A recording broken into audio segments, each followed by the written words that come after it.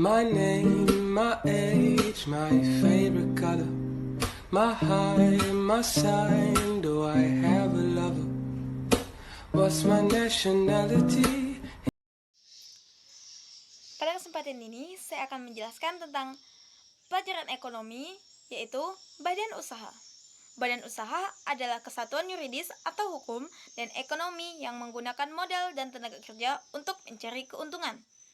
Perusahaan adalah unit ekonomi yang mengkombinasikan sumber daya manusia, alam, modal, dan pengusaha atau wirausaha untuk menghasilkan sejumlah barang dan jasa. Jenis badan usaha berdasarkan kegiatan yang dilakukannya. Agraris, mengolah sumber daya alam untuk menghasilkan suatu barang tertentu. Ekstraktif, mengambil sumber daya alam. Perdagangan, membeli dan menjual kembali barang perdagangan tanpa mengubah bentuknya. Industri, mengolah bahan baku dan bahan penolong menjadi bahan setengah jadi atau barang siap pakai. Jasa, memberikan pelayanan dan kemudahan dalam memenuhi kebutuhan. Jenis badan usaha berdasarkan kepemilikan modal. Badan usaha milik swasta. Seluruh modal dimiliki pihak swasta. Badan usaha milik negara. Kepemilikan modal berasal dari kekayaan negara yang dipisahkan. Badan usaha koperasi. Kepemilikan modal berasal dari anggota-anggotanya, atau simpanan pokok dan simpanan wajib. Bentuk badan usaha. Perusahaan perseorangan, persekutuan firma, persekutuan komanditer, perseroan terbatas, koperasi, perusahaan negara, perusahaan daerah. Perusahaan perseorangan. Pemilik perusahaan adalah perseorangan yang melakukan pekerjaan untuk mendapatkan laba.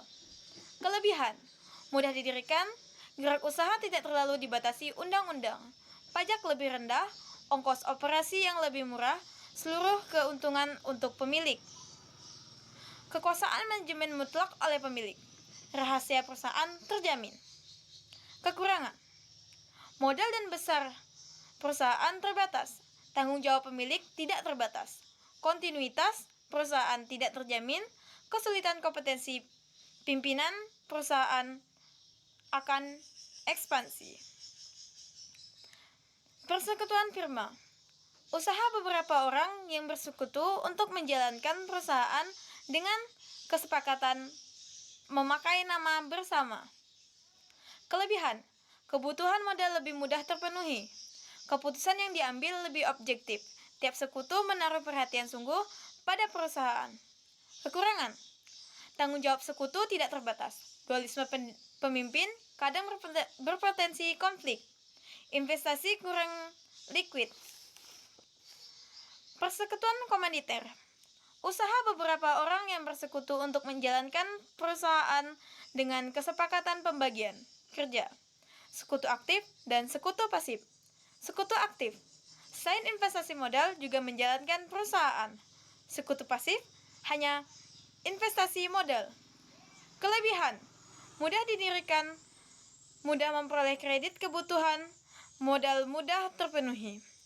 Kepemimpinan lebih baik, investasi lebih liquid untuk sekutu pasif. Kekurangan, kontinuitas perusahaan tergantung sekutu aktif. Semangat memajukan perusahaan kurang optimal karena terbatas pada tanggung jawab. Perseroan terbatas, suatu persekutuan untuk menjalankan perusahaan dengan modal usaha sendiri. Atas beberapa saham atau sero. Jenis perseroan terbatas, PT terbuka atau go public. Saham diperjualbelikan dalam bursa atau bentuk umum. Bentuk saham atas unjuk. PT tertutup, dimiliki orang-orang tertentu. Bentuk saham atas nama. PT milik negara atau persero, sebagian atau seluruh saham milik negara. PT kosong, PT yang sudah bangkrut atau tidak beraktivitas, tapi secara hukum telah sah sebagai PT. Struktur organisasi PT, rapat umum pemegang saham, dewan komisaris, dewan direksi, direktur utama, dan direktur lainnya. Kelebihan: tanggung jawab terbatas, persentase saham yang dimiliki, pemisahan pemilik dengan manajemen mudah mendapatkan modal, efisiensi kepemimpinan, dan kekurangan.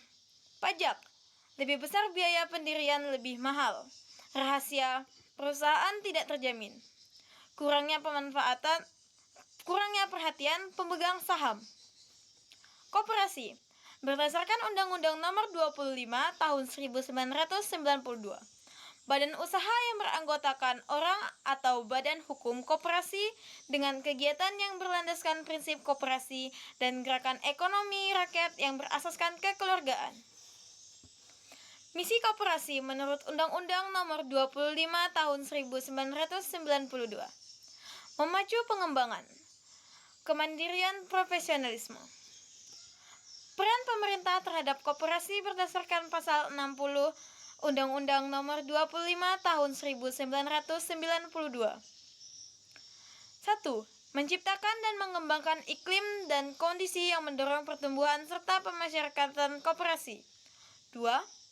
Memberikan bimbingan, kemudahan, perlindungan kepada koperasi dan struktur koperasi. Rapat anggota tahunan atau RAT. Pengurus, badan pengawas atau pemeriksa.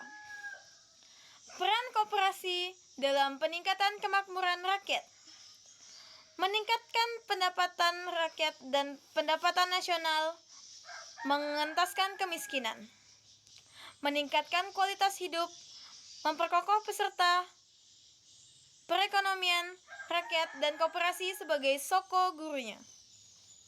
Kelebihan: prinsip pengelolaan bertujuan untuk kesejahteraan anggota. Anggota berperan sebagai konsumen dan produsen berdasarkan sukarela, mengutamakan kepentingan anggota, dan kekurangannya adalah keterbatasan modal, daya saing lemah, rendahnya kesadaran berkoperasi, kurangnya kompetensi profesional dalam pengelolanya. Perusahaan negara atau BUMN, badan usaha dengan kepemilikan modal yang berasal dari kekayaan negara, yang dipisahkan kekayaan negara, yang dipisahkan APBN, yang diperlukan bagi modal atau perum atau persero. Kapitalisasi, cadangan dan sumber-sumber lainnya. Perusahaan negara, perum, persero. Perum merupakan modal sepenuhnya dimiliki negara, tidak dalam bentuk saham, dan dimaksudkan untuk kemanfaatan umum atau penyediaan produk berkualitas sekaligus mencari laba. Struktur organisasi perum: menteri, direksi, dewan, dan pengawas. Persero: seluruh atau minimal 51% modal dalam bentuk saham dimiliki negara. Struktur organisasi persero: RUPS, direksi, dan komisaris. Kelebihan: seluruh laba menjadi hak negara. Menyediakan jasa-jasa bagi masyarakat. Merupakan sarana untuk melaksanakan pembangunan. Kekurangan: pengelolaan sangat tergantung keuangan negara.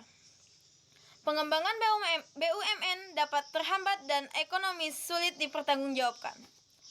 Perusahaan daerah, badan usaha milik daerah atau BUMD, didirikan berdasarkan peraturan daerah. Adapun modal baik seluruh ataupun sebagian merupakan kekayaan daerah yang dipisahkan. Fungsi badan usaha: fungsi komersial, fungsi manajemen, fungsi operasi, fungsi sosial, fungsi pembangunan, ekonomi nasional. 1. Fungsi komersial: memperoleh laba dan kesinambungan usaha yang dicapai dengan menyediakan barang dan jasa. 2. Fungsi manajemen: planning, organizing, directing, dan controlling. Fungsi operasi: personalia, pembelanjaan, produksi, dan pemesanan. Fungsi sosial: penyediaan lapangan kerja, perbaikan kualitas lingkungan. Fungsi ekonomi nasional: perusahaan adalah mitra pemerintah dalam pembangunan ekonomi jika kegiatan perusahaan searah dengan pembangunan yang dicanangkan pemerintah. Perusahaan juga membantu pemerintah dan membayar pajak perusahaan. Sekian penjelasan dari saya. Terima kasih. Don't stay awake for too long. Don't go to bed. I'll make a cup of coffee for your head. I'll get you up and going.